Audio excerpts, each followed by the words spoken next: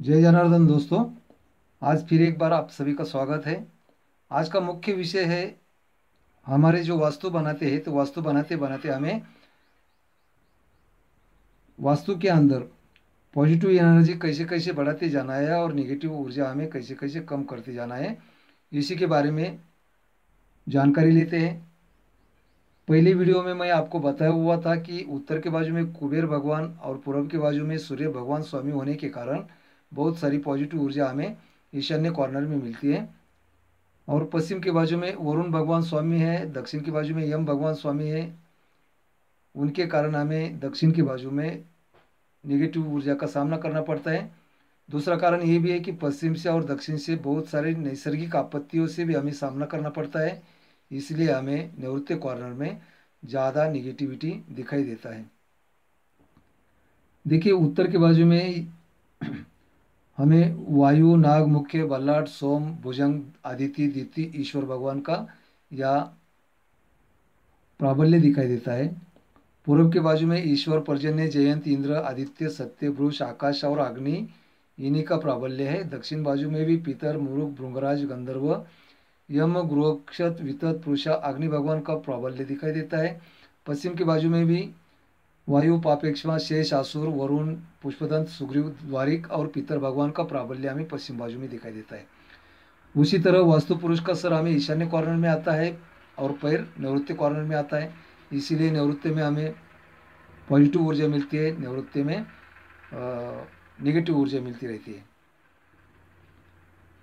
उसी तरह हमारा वास्तु का अगर हम सेंटर निकाल लेते हैं तो सेंटर में हमें ब्रह्मस्थान मालूम पड़ता है। ये ब्रह्मस्थल हमें हमेशा खुला रखना चाहिए, इसी के ऊपर हमें कोई भी बांध का निर्माण नहीं करना चाहिए, कोई भी कॉलम नहीं लेना चाहिए। ये इतना अगर जगह हम खुली छोड़ते हैं तो इसका भी हम पावित्र्य रख सकते हैं। तो उसके बाद में देखिए हमें क्या करना चाहिए कि हमारी जो वास्तु है, वास्तु का वायव्य से लेके आग्नेय तक एक अगर रेखा खींच देते हैं तो दो त्रिकोण हमें मिल जाता है। ईशान्य कॉर्नर में जो त्रिकोण मिलता है उसको हम सूर्यकोण कहते हैं, और नैऋत्य कॉर्नर में जो त्रिकोण मिलता है तो इसको हम चंद्रकोण कहते हैं। अब ये चंद्रकोण और सूर्यकोण, इसी के सहायता से हमें पॉजिटिव ऊर्जा और नेगेटिव ऊर्जा का स्रोत मालूम पड़ता है, जानकारी ले सकते हैं। सूर्य कोण में बहुत सारी पॉजिटिव ऊर्जा होती है, चंद्र कोण में बहुत सारी निगेटिव ऊर्जा होती है। देखिए, ये ईशान्य कॉर्नर अगर देखते हैं तो ईशान्य कॉर्नर में हमें उत्तर से पॉजिटिव ऊर्जा मिलती है, पूर्व से भी पॉजिटिव ऊर्जा मिलती है, या डबल पॉजिटिव ऊर्जा मिल हो जाती है। इसीलिए ईशान्य कॉर्नर में हमें 100% पॉजिटिव ऊर्जा का स्रोत मिलता है।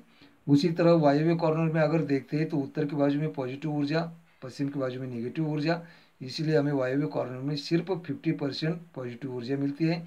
उसी तरह आग्नेय कॉर्नर में भी हमें पूरब से पॉजिटिव ऊर्जा मिलती है, दक्षिण से निगेटिव ऊर्जा मिलती है, इसी के कारण हमें आग्नेय में भी सिर्फ 50% ऊर्जा मिलती है।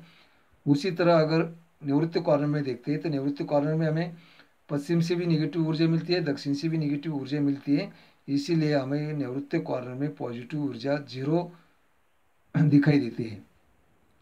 तो हमें क्या करना है कि यही पॉजिटिव ऊर्जा ईशान्य से लेके निवृत्ति तक हमें पॉजिटिव ऊर्जा कैसे कैसे बढ़ानी है और निवृत्ति कॉर्नर की निगेटिव ऊर्जा हमें कैसे कम करना चाहिए, इसी के बारे में आज हम जानकारी लेते हैं। अगर आप नए हैं तो मेरा चैनल सब्सक्राइब कीजिए, लाइक कीजिए, शेयर कीजिए प्लीज़। आपको मेरे चैनल पे और भी बहुत सारी वास्तु के बारे में जानकारी मैं हमेशा देता रहता हूँ। देखिए, हमें क्या करना है, अभी ये सूर्यकोण बना लिया, चंद्रकोण बना लिया, इसी के बारे में आपको जानकारी दिया। पॉजिटिव ऊर्जा हमें कहाँ से कितनी मिलती है और नेगेटिव ऊर्जा कहाँ कितनी बाकी रह जाती है, इसी के बारे में भी जानकारी लिया। अभी इसको कम करना है, हमें ये पॉजिटिव ऊर्जा जो है ये बढ़ाती जाना है और नेगेटिव ऊर्जा हमें कम करते जाना है, ये वास्तु के अंदर, वास्तु के अनुसार। देखिए, हमें क्या करना चाहिए, ये त्रिकोण जब हम सूर्यकोण और चंद्रकोण बनाया, इसीलिए बनाया कि आपको जानकारी आसानी से मिल जाती है। तो देखिए, ये सूर्य कोण जो है, ये सूर्य कोण में हमें हमेशा सभी खिड़कियां बड़ी बड़ी रखना चाहिए। अगर यह बेड भी आता है उत्तर के बाजू में तो भी हमें खिड़की बड़ी रखना चाहिए। अगर आग्नेय में हम किचन बनाते हैं तो किचन का खिड़की तो हम 5 फीट से ज़्यादा ही रखते हैं, वो भी खिड़की हम छोटी नहीं रखते। इसी का कारण यही है का हमें खिड़की बड़ी बड़ी रखना चाहिए। अगर बड़ी बड़ी खिड़कियाँ रखते हैं तो उत्तर से और पूर्व से हमें बहुत सारी पॉजिटिव ऊर्जा मिलती जाती है। दूसरा कारण ये भी है कि हमारा जो मुख्य द्वार होता है, ये मुख्य द्वार भी हमें हमेशा के लिए जितना ज़्यादा देर तक खुला रख सकते हैं उतना ज़्यादा देर तक खुला ही रखिए। हमारा मुख्य द्वार कभी भी ज़्यादा देर तक बंद नहीं रखना चाहिए। जब हमारी ज़रूरत नहीं रहेंगी तभी हमारा मुख्य द्वार भी बंद किया करना चाहिए। जब भी खिड़की का ज़रूरत नहीं रहेगी, हम घर के बाहर अगर चले जाते हैं तो हमारा खिड़कियाँ बंद रखने के लिए ही खिड़कियाँ बनाते रहते हैं हम। अभी देखते हैं चंद्रकोण के बारे में। देखिए ये चंद्रकोण में तो हमारा हमेशा ज़्यादातर बेड होता है या तो टॉयलेट बाथरूम हो जाता है। हमें जो पहले टॉयलेट बाथरूम के बारे में सोचते हैं कि जहाँ भी हमारा टॉयलेट बाथरूम है, ये टॉयलेट बाथरूम हमेशा हमें साफ़ सुथरा रखना चाहिए, बिल्कुल साफ़ सुथरा रखना चाहिए। उसी के साथ साथ हमें क्या करना चाहिए कि टॉयलेट हो या बाथरूम हो, टॉयलेट का और बाथरूम का दरवाज़ा हमें हमेशा बंद रखना चाहिए, हमेशा बंद रखना चाहिए। टॉयलेट और बाथरूम का दरवाज़ा हमें खुला कभी भी रखना नहीं चाहिए। ज़रूरत के मुताबिक उतना ही टाइम तक हमें दरवाज़ा खोलना चाहिए और फिर बंद करके लेना चाहिए। उसके कारण क्या हो जाता है कि साफ़ सुथरा रखने से बाहर की नेगेटिव ऊर्जा हमारे टॉयलेट बाथरूम में आती नहीं। अगर आई तो भी दरवाज़ा बंद होने के कारण हमारे घर के अंदर उसका प्रादुर्भाव होता नहीं है। आउटर साइड में, बाहर के साइड में ही छोटी खिड़कियाँ होती है टॉयलेट और बाथरूम के लिए। तो हमारी जो भी निगेटिव ऊर्जा, अगर हम टॉयलेट बाथरूम साफ़ सुथरा रखते हैं तो वो छोटी सी खिड़की रखने के कारण निगेटिव ऊर्जा का प्रभाव होता नहीं है। थोड़ा बहुत अगर होता भी है तो टॉयलेट बाथरूम हम साफ़ सुथरा रखने के कारण वो निगेटिव ऊर्जा रिटर्न हो जाती है, रिफ्लेक्स हो जाती है।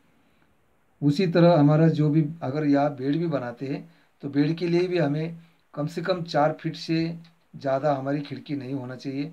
बेड के लिए हमारा हमेशा खिड़की 4 फीट से कम ही होना चाहिए और हमेशा बंद रखनी चाहिए। अगर हमेशा हमारी खिड़कियाँ बंद रखते हैं चंद्रकोण में तो हमारे निगेटिव ऊर्जा का प्रभाव हमें दिखाई नहीं देता है।